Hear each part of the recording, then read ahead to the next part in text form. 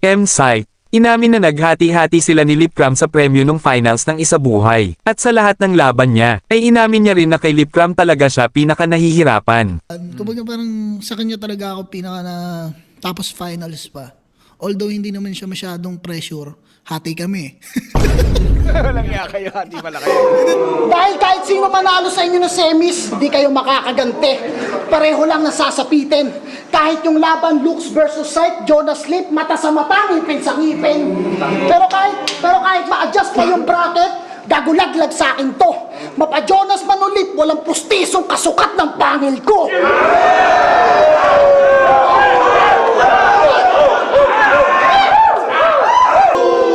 GL at Luxuria, detalyadong 4 bars kanyang gamit.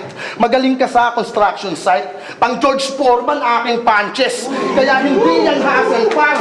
Kung 4 bar set ang kanyang asset, sapat na aking angle bar para ilaglag ka sa bracket.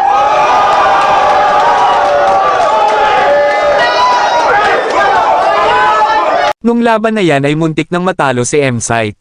Kung hindi lang siya pinagbigyan ni Lipcram ay malamang talo talaga siya noon. Dahil kung usapang written lang ay halos pantay lang sila ng lakas, talagang sinadya lang ni Lipcram na wag mag-rebat para siguradong mananalo si M-Site. At tungkol naman sa paghati-hati ng premyo ay may valid reason naman sila. Talaga, marami nagsasabi na hati kami. O totoo naman, bakit? Ano yung reason? Bakit namin hinati? 'Di ba? Unang-una magkagrupo kami.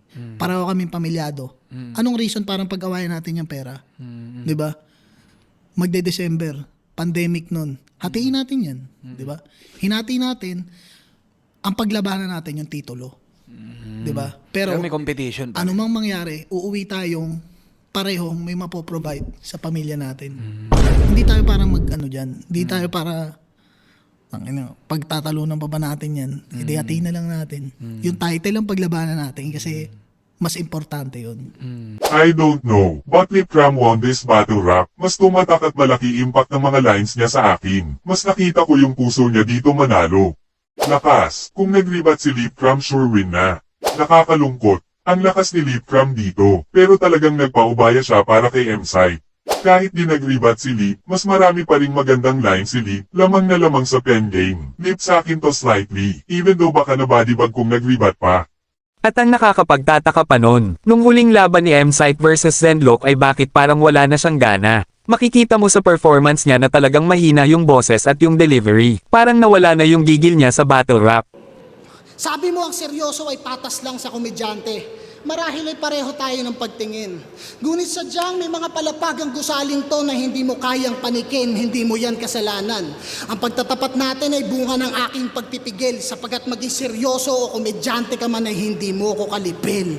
Time pala utog.